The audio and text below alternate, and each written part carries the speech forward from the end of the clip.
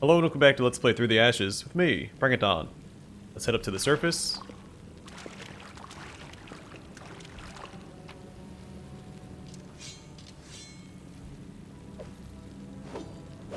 I need to memorize that as well.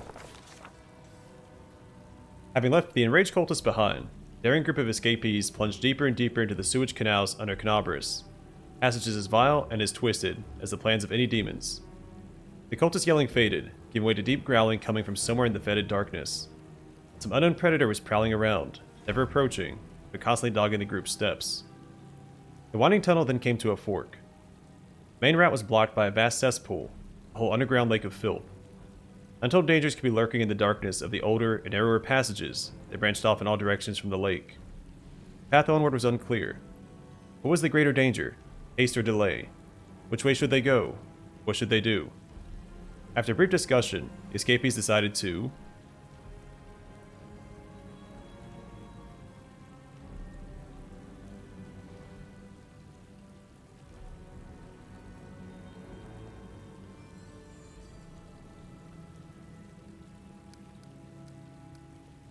send someone to scout out a safe path through the old tunnels.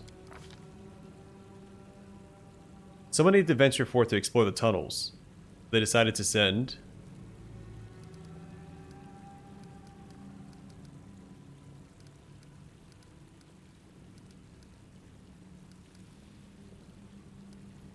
Freda has some working knowledge of the catacombs.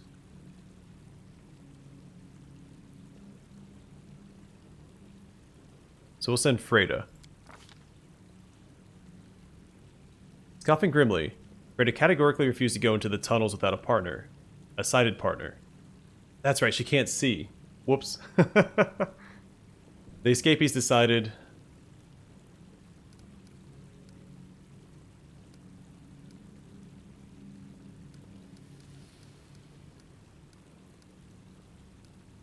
I don't want to risk Bamir since he has been helping us lower bridges and break things.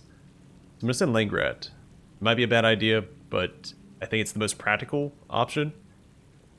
So to send Langrat with her. They came back 15 minutes later. Serving as a guide for her sighted partner, Freda managed to figure out where the escapees had ended up. As part of her work for the city, she had previously conducted inspections in the sewers, so she could confidently identify which of the tunnels would lead her party away from the theater. Alright, I made the right call there. After a brief discussion, the escapees decided to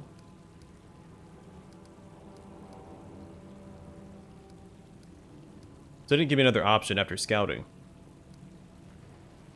I thought there should be another option to take the safe tunnels, but I guess we'll just take this. So flee into the old tunnels without delay.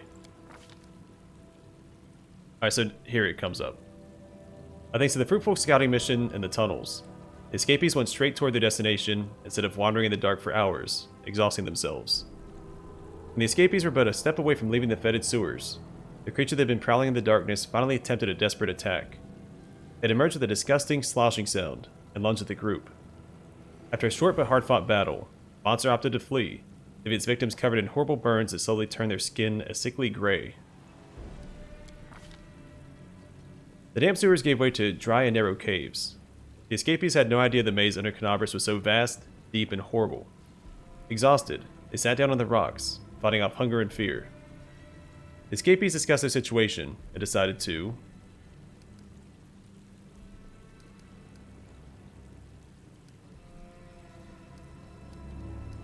let's search for food. The foraging.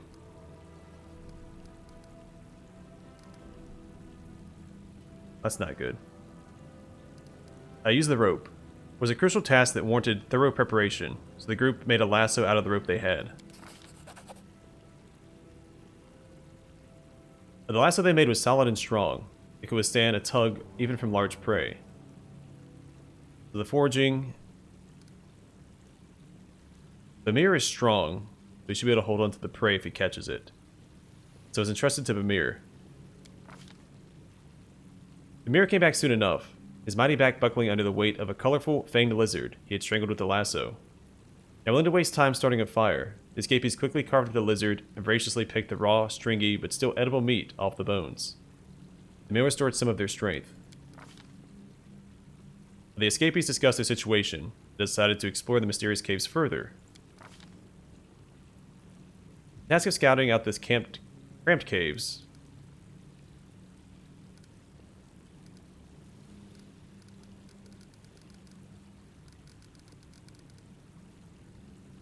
was deemed too risky. We're not going to do it. The escapees discussed their situation and decided to continue their journey. Don Bunny and Ricarth wasted no time and scouted out a safe tunnel that led to the surface. The escapees continued on their way. Ricarth led the group through a narrow crawlway that looked like it must have appeared quite recently. It may have been caused by the earthquake unleashed by the wicked scythe, the Locust Lord Ascari.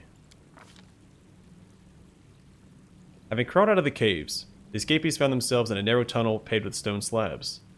There were alcoves all over the walls, with names etched above each one. These catacombs were part of one of the burial sites where the Crusaders had been interred for many years. Deathly cold pierced the escapee's skin, as a rippling ghostly figure emerged from around the corner, and wailing, immediately went out of sight again. Each member of the group could sense the danger hanging in the air. The escapees drew their weapons, ready to defend themselves. The escapees decided to search the graves for anything useful. The sacrilegious but wholly unnecessary task was entrusted to Bamir. Bamir shrugged and started opening graves with surprising equanimity and a lack of respect for the dead. Breaking one slab after another, he calmly dragged out anything valuable, not paying any mind to a cut above his brow caused by a stray shard of stone. It may have been folly. The wound, seemingly a trifle, soon became inflamed. Bamir lost almost all sight in his left eye. So had Freda done that, she would have lost sight in her eye because she already lost sight. We got 36 gold coins, flame tongue, 2 rices, potion of cure light wounds. I've already read all that, so now we want to attend to the ghostly figure. In one of the quarters of the burial site, the group came upon a corpse, a fresh body, half burned by demon fire. The poor soul must have tried to escape the slaughter and ended up in the catacombs. This is where death had caught up to him, and now his anguished spirit was agitated. Laying the ghost to rest, I think is a job for Langrat.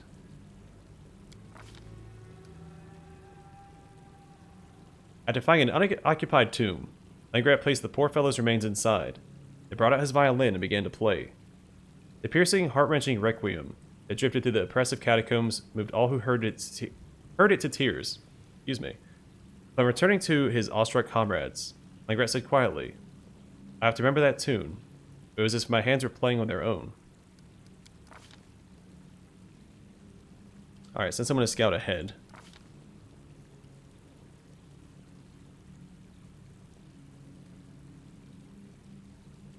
Yeah, let's stick together.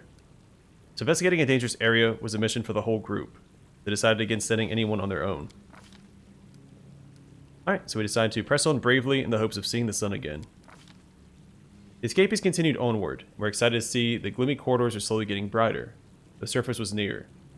Something cracked under one of the escapees' feet. One of the slabs sank, triggering a trap designed to repel grave robbers. Dozens of sharp darts flew out of inconspicuous holes in the walls, and the burial site was splattered with blood. But nothing could stop the escapees at this point. They could already see a spot of light beyond the metal bars of a door at the end of the tunnel. They rushed forward without a second thought.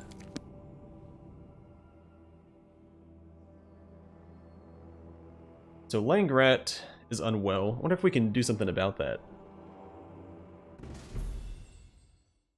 I wonder if Bamir was the right choice to send with Freda instead of Langrat.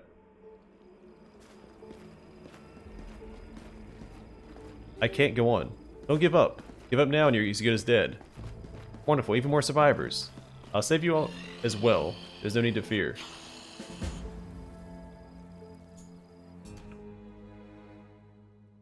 I'm gone. Be careful, everyone.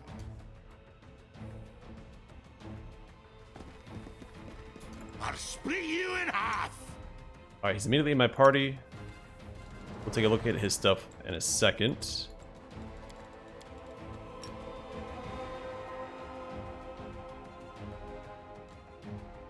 Have you guys hold position, please. It's you or me. Die! Attack!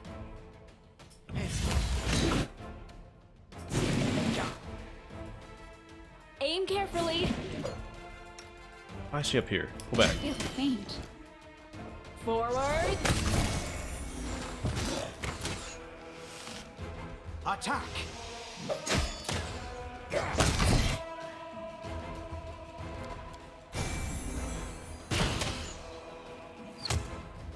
Smear them! No holding back!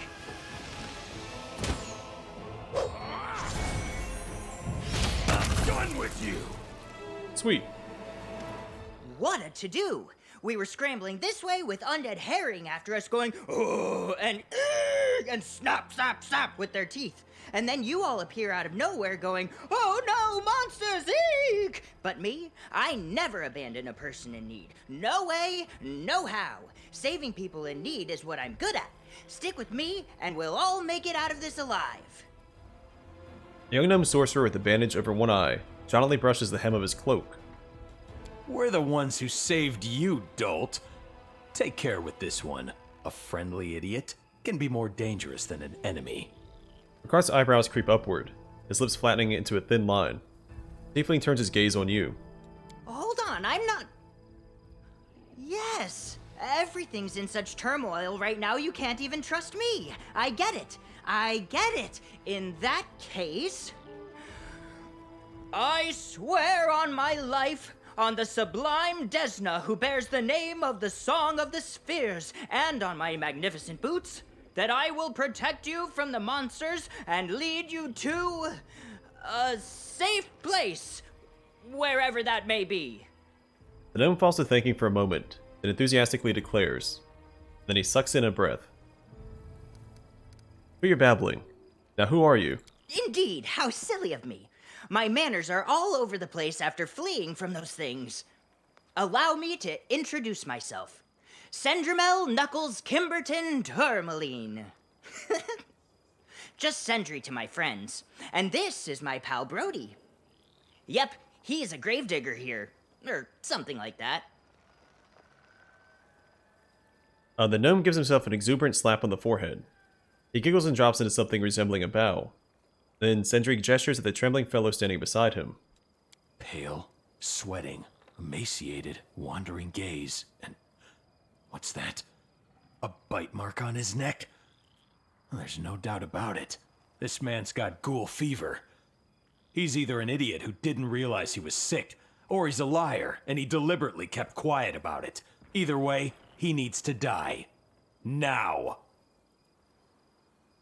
Ricard scrutinizes the strange pair, his eyes coming to a rest on Brody. Ricard draws his dagger from its sheath, takes a step toward the gravedigger. Have mercy, I beg you. I have a family, children. What fever? I don't feel sick at all, I swear. Brody stumbles away, cowering behind his hands. Something I don't think I've mentioned before, I may have. This portrait reminds me a lot of one of the portraits from Might and Magic 6, I believe? Might be 7. Pretty sure it's 6. Anyway. One more word, and I'll slit your throat. Ricard, stop it. If he's sick, then we need to help him. Not stick a dagger in the poor man. I'll stop when the dead rest, when the cultists are wiped out, and when the demons go back to the abyss. Until then, our survival is my top priority. Ricard shoves the terrified Brody aside, and grudgingly lowers his weapon. Gravedigger grows even paler and backs further away, clearly not wanting to tempt fate. Whoa! There's no need for weapons and threats. Taking somebody's life like it's worth nothing, it's not right. I swear I didn't know that Brody was sick. I was kind of distracted by other things, you know. First we were chasing the snappers around the cemetery, and then they were chasing us, but on the bright side, I know how to help him. There's a crypt in the cemetery full of interesting knickknacks, including a scroll that's sure to cure Brody's fever. That's right! If we go and get it, we'll be saving an innocent man's life. What crypt are you talking about? How should I describe it? It's all stony and fancy. It's on the far side of the cemetery. There's a wizard interred in it, a scholar I greatly admire. He was a master of many things, and he was a collector of magical objects, too. And the library he had, ooh, it was an ogre, miss. Get it? As big as an ogre? Oh, except ogres are stupid and libraries are smart. Sentry's eyes sparkle. Oh, fantastic. Our heroic sorcerer is nothing but a common thief, and one with a lousy sense of humor to boot. Garth wearily rubs his temples, turning to you. Hold your horns there, my morose young man. You're looking at everything in the worst possible light. If you like, I can give you a pink crystal to look at the world through. That'll put a smile on your face. I was only looking for one book. The esteemed wizard took it to his grave. Literally. The thought of stealing never even crossed my mind. I left everything exactly where it was. The potions, the scrolls, the jewels, everything. I read, I learned some useful information, and I left. That's it. The gnome wrinkles his nose, that throws his arms wide. Turning to you now. I do like how my character is prone during this entire conversation. You were in a tomb full of magical objects and scrolls, and you didn't take a thing? How have you survived this long? Garth shakes his head in bewilderment. You crept into a graveyard full of undead for the sake of a book. When I went down into the crypt, there was no sign of any snappers. I found the book I was after, I read it, and it was so fascinating that I picked up another to read, and another. And then something made an almighty bang! The wizard himself had risen from his tomb! Well, wasn't I just shaking in my boots with my heart in my throat? But I very politely cast a spell on him, and he went down like a lamb. That's when I realized there was something weird going on outside. I decided to sit tight. There were plenty of books, so I wouldn't lack for something to do. Then later on, I heard shouting and I ran to the rescue. There you have it. Kenabres is under attack. Demons, dark creatures, cultists, marauders. The city is overrun. You're lucky you were away from the thick of things. An annoying little twerp like you would have been snuffed out in no time. Oh, that does explain a lot. All the more reason to save as many people as we can. What scroll are you talking about? A scroll that can cure almost any affliction. They're very rare, and therefore extremely valuable. I'm no thief, but since it's for a good cause, I think we can borrow it from our dear departed wizard. Can you tell me how your friend got sick? I have no idea, to be honest. We only became friends after I saved him from the snappers not long ago. You're better off asking him. Sentry shuffles from foot to foot, awkwardly scratching the back of his neck. Sir, I'll tell you everything, but please, have mercy. I was just an ordinary gravedigger doing my job, when suddenly somebody attacked me from behind and beat me, right here. I thought I was as good as dead. I panicked and spun around and whacked this thing with my shovel. And I saw it was a ghoul. It was laid out on the ground, twitching. I gave it a couple of wallops for good measure. Brody approaches you warily, casting sidelong glances at Ricarth as he does. And Brody pulls down the collar of his shirt, revealing a darkening bite mark. And I felt fine, that's the honest truth. Except I haven't been able to eat a crumb of food since.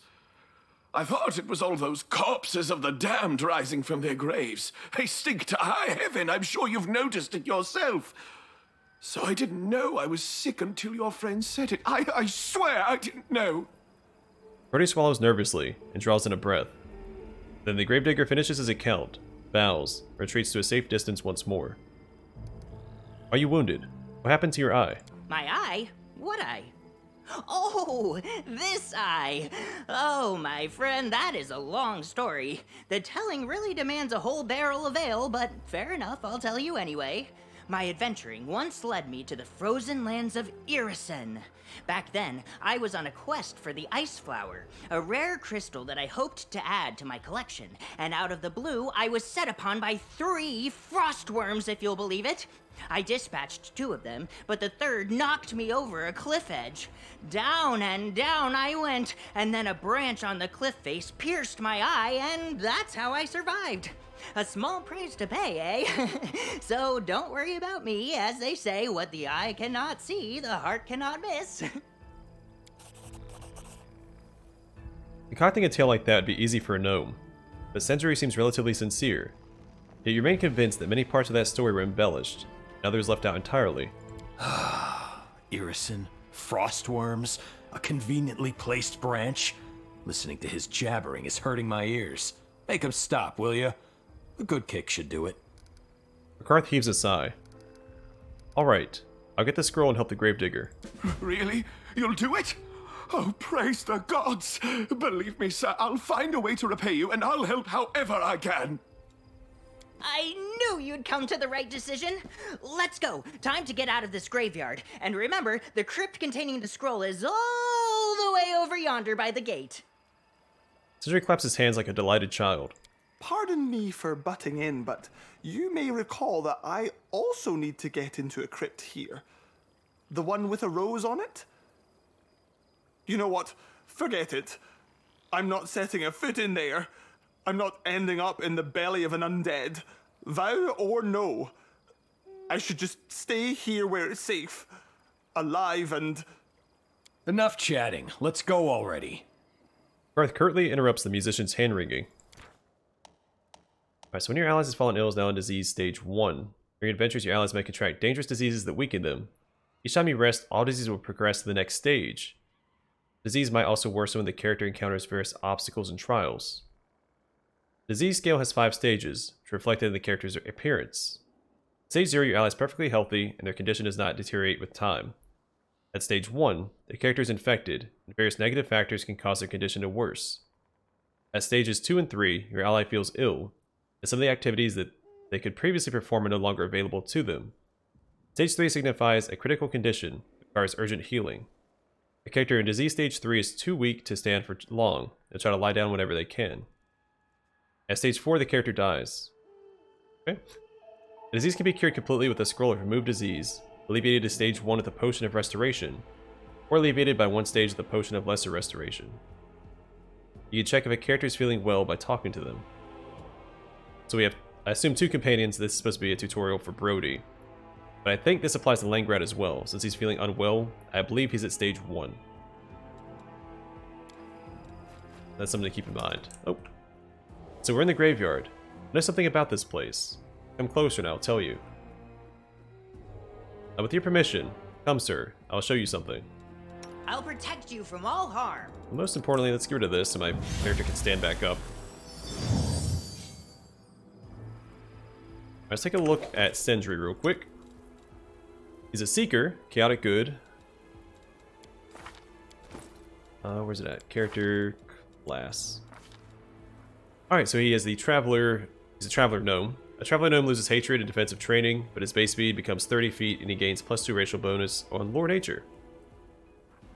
He's a Hermit, adds Lore Nature to the list of her class skills, also becomes proficient with clubs, great clubs, quarterstaves, and darts.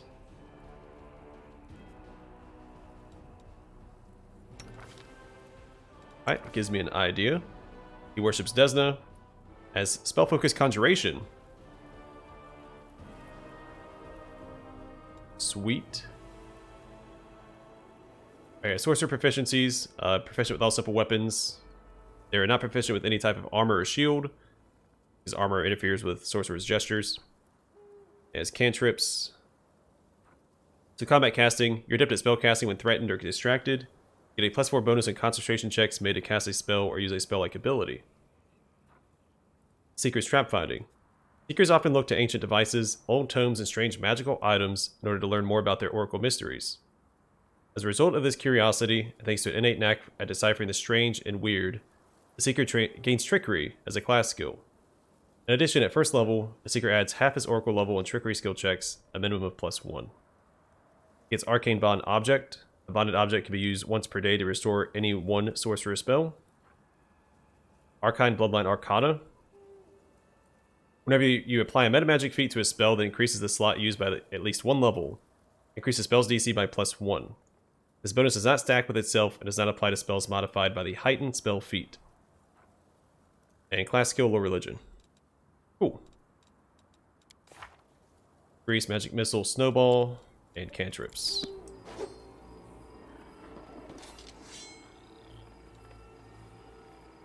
Alright, let's go check this out real quick. think we should be safe to sneak over here. Let's take a look at the map. Alright. Stop. Can you smell it? There's a throng of cadavers right ahead. Alright, I'm not trying to go over there. I just want the loot that's over here. Follow my steps. There's no getting through. Perhaps the rubble can be cleared from the other side.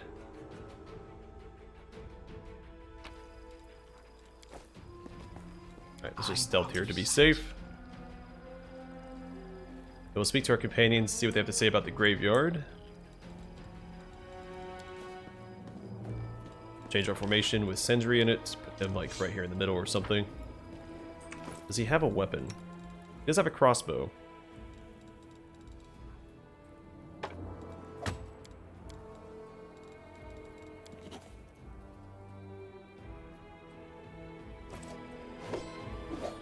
Alright, so I'm going to try not to risk resting anymore, because we have someone who's diseased, and I assume Brody also counts. Let's start with Langret. The world has gone mad. People are being murdered in the theater, the dead are preying upon the living in the graveyard. When will this nightmare end? What's this crypt you want to visit? It's a resting place of Talia Vess, or Vessi, I'm going to say Vess. People used to call her Rose of the Borderland. She was a heroine of the Crusades, and the greatest of all the songstresses that have ever graced our theater stage. I only heard her voice once, when I was still a child. I dreamed of hearing it again. The next time she came to Kenabres, it was not for a tour, but for her funeral. Sighs. I swore I'd play by her crypt when my violin was worthy of honoring her memory, but I never have. I thought my skill wasn't good enough for her greatness. But now, my life could come to an end any minute. He stops and shakes his head. No, it's foolish. Pay me no mind. The graveyard is crawling with the undead. I can't possibly ask you to risk your lives for my romantic dream. Oof. Last thing we need right now is a concert. At least our songbird still has some common sense knocking around in his head. Don't give up on your dream so easily. Maybe you'll get the chance to play for your heroine before we leave. Oh, that would be marvelous. His eyes light up with a glimmer of hope, but then he adds hastily. It's not too much trouble for you, that is. I swear, it's not worth risking anyone's neck, neither yours nor mine. How are you feeling? Can't say I'm in the best shape. Hope it passes soon. He's trying to hide it, but he's obviously unwell. This stench in here, it's as if something has rotten away. And unfortunately, I have an idea what it might be. Or rather, who. How are you feeling? Alright, so the same as before because she's still healthy. What can you tell me about this graveyard? Given the Worldwound's proximity, the graveyard is outfitted with a number of enchantments and devices designed to prevent mass raisings. Apparently, they've proven to be of little use. Perhaps some are still functional. Note the angel statues. In an emergency, they're supposed to emit positive energy, which heals the living and destroys the undead. Stay close to them, but please try not to break any. They cost the city a sizable sum. And one more thing. I do not doubt that you are all law-abiding townsfolk who would never stoop to looting and grave robbing no matter how dire the situation. But, should you be interested in learning about the city's history, Freda hides her face, her lowered voice laden with shame. The richest burial sites are located to the left of the gates. Oh, she's giving us permission to loot. Alright, Bamir. It's just our luck to come up in the middle of a graveyard. And that was the plan, all along. It's alright. We'll find a way. Just gotta avoid getting buried again. Am I right? How are you feeling? A little off. Bamir wipes the sweat from his brow. I think I might have caught something. Hope it's not dangerous. Well, he was healthy last time I checked. Sir? You see, well, thing is, Brody is mumbling, avoiding your gaze. Finally, with a heavy sigh, he summons up his courage. Back in the day, before the Soul disaster, I chased off all them grave-robbing types with these two hands. But now, my charges here don't need nothing no more, but their belongings might save us. Let me tell you about the spots here with some good pickings. I'll dig them up myself if you like. It's all the same now.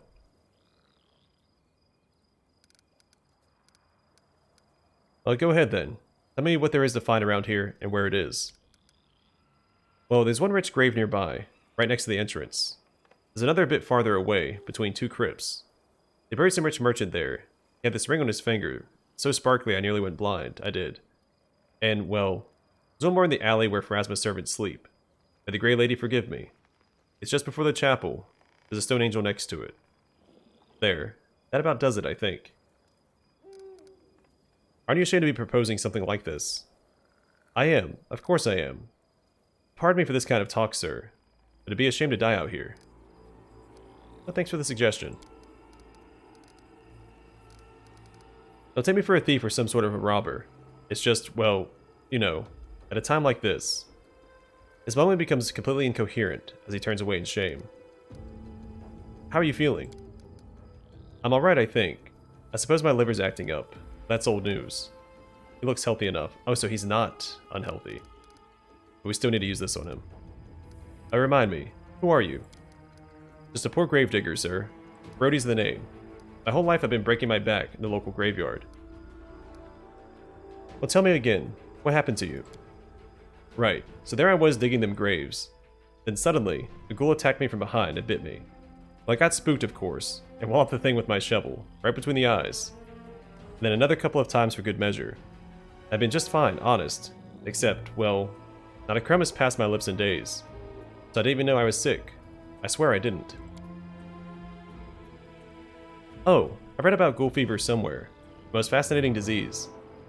All I need to have is a bite of ghoul meat. Let a ghoul have a bite of yours. Yep, indeed. If you've got it, you really can't eat normal food at all. Just like our friend here. But the hunger grows and grows, driving you mad, until you become a ghoul yourself, and start feeding on the flesh of others. Or, well, until you die. Then you become a ghoul in the morning, and there you have it. You'll see Don Bunyan. He's gonna bring us a whole load of trouble. Just you wait. How did you and Sindri meet? This gnome gentleman here saved me when I was legging it from the Deadens. He guided me through the graveyard, protecting me with his magics, until we cut them loose. Although, a bit later, we ran straight into another pack of those beasts. Loads of them. We ran and ran, until we met you. And well, you know the rest. Can you tell me about this graveyard? Oh, that I can do. Our graveyard, see, it's split into two parts. The old part and the new part. There's a big old wall between them. It's got a bit weathered down over the years. You can find cracks here and there. We're in the abandoned part right now. Nobody ever comes in here. A bit farther ahead is the ruined section. I think there was a big battle there many years ago. Or maybe a natural disaster of some sort. Either way, now there's nothing but the old temple over there. And on the other side of the wall, that's where folks are buried. The poor in mud holes, the better off types in decent graves. Sometimes even crypts. The rich folk rest in their family tombs right by the graveyard gates. That's where the knights go, and the mages, and nobles of all kinds. Real pretty tombs, those. I've had to shoo looters away with the old shovel on occasion. Alright, I have to go. I'm gonna watch over you, sir.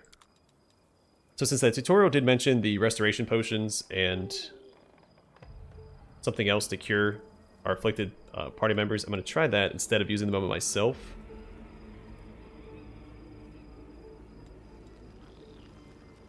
Then again, maybe not. We're getting pretty roughed up.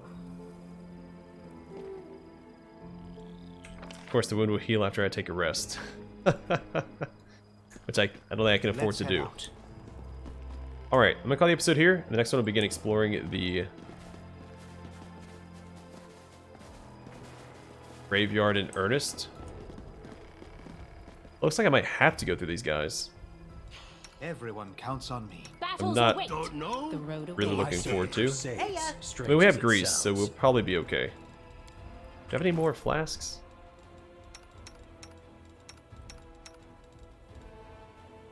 I do not. Well, we'll figure that out next time. For now, thanks for watching. I hope to see you guys in the next one.